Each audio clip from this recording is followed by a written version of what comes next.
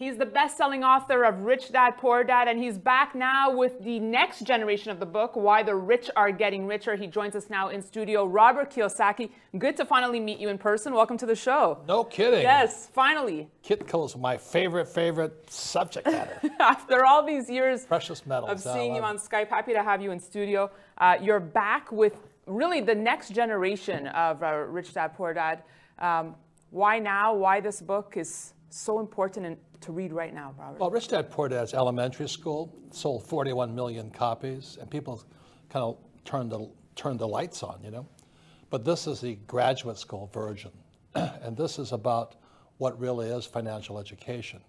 As I always say, you know, what the school teach you about money, the answer is nothing.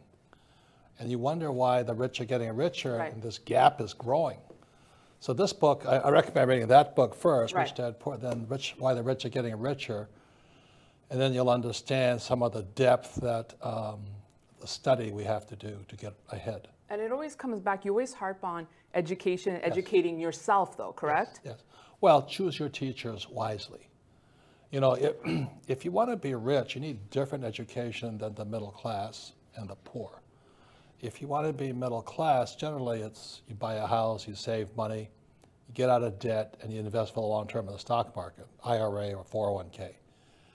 But the rich, I use crashes. I can't wait for a crash. I love crashes. And number two, I use debt. So while the other guys are saying get out of debt, live debt free, I'm borrowing my butt off. So when interest rates kept dropping, I thought I died and went to heaven. You know, I just kept borrowing more money and buying more. But not a crashing gold price, Robert. No, I buy crashing gold prices all the time. So let's talk gold now. Well, the third thing is Yes. taxes. You see, so it's crashes, debt, and taxes are why the rich are getting richer. Like Trump and I, you don't think we borrow money and we don't pay tax. You know how far ahead that gets us? Well, it's definitely has gotten very far ahead, Robert. So let's look at gold now. Last time you were on, it's been about 2 years, and you were telling me how gold for you is real money. Yes. I'm guessing that your view hasn't changed much. No, I started buying gold in 1972, right after I understood what Nixon did in 71 by taking us off the gold standard. And I've been a student of gold, which is why I love Kitco so much. See, gold is not only real money, it's spiritual money.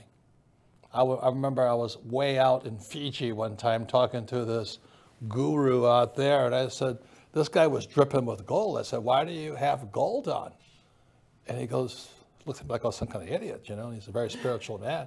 He says, gold are the tears of God. Gold attracts wealth. So he says, if you want, let's say, $1,000 a month income, you hold $1,000 of real gold somewhere near your person, in your house. That's why he was hanging all around him. So it's that real gold attracts, and it has so for thousands of years. Yet it's not really attracting millennials yet, who seem more drawn to the cryptocurrencies right now. And I want to get your thoughts on that. So how do we get the younger generations interested in gold here? Well, maybe someday they'll wake up is when they find out what real gold, what real money is. Like my friend James Rickards, you know, his great book is called The Road to Ruin. He talks about how the real long-term wealth people versus new money. New money is into derivatives, which is cryptocurrency and all that, stocks, bonds, mutual funds. Old money has always been in gold, land, and artwork. So it really is, what is your view on wealth? And so for my wife and I, our view is eternal wealth. Like our goal is to donate $100 million a year to charities, long after we're gone. But most people are here today, gone to Maui, as they say. Right. You know? So what do you think of forecasts that are out there that yes, gold will hit 5,000, 10,000 an ounce? What do you think of that? I don't. That's what Mr. Rickards does, which I agree with him. It's probably 10,000 an ounce. His numbers work. But with me, it's just how much do I want to earn a month? So if I want 10,000 a month, I hold 10,000 in gold. I want $1 million a month, I hold $1 million in gold. Right. Gold is an attractor. If people could understand that, so every time my wife and I wanted more money, We would just buy more gold and our income went up. Do you like silver? Yeah, I love silver because silver is an industrial metal.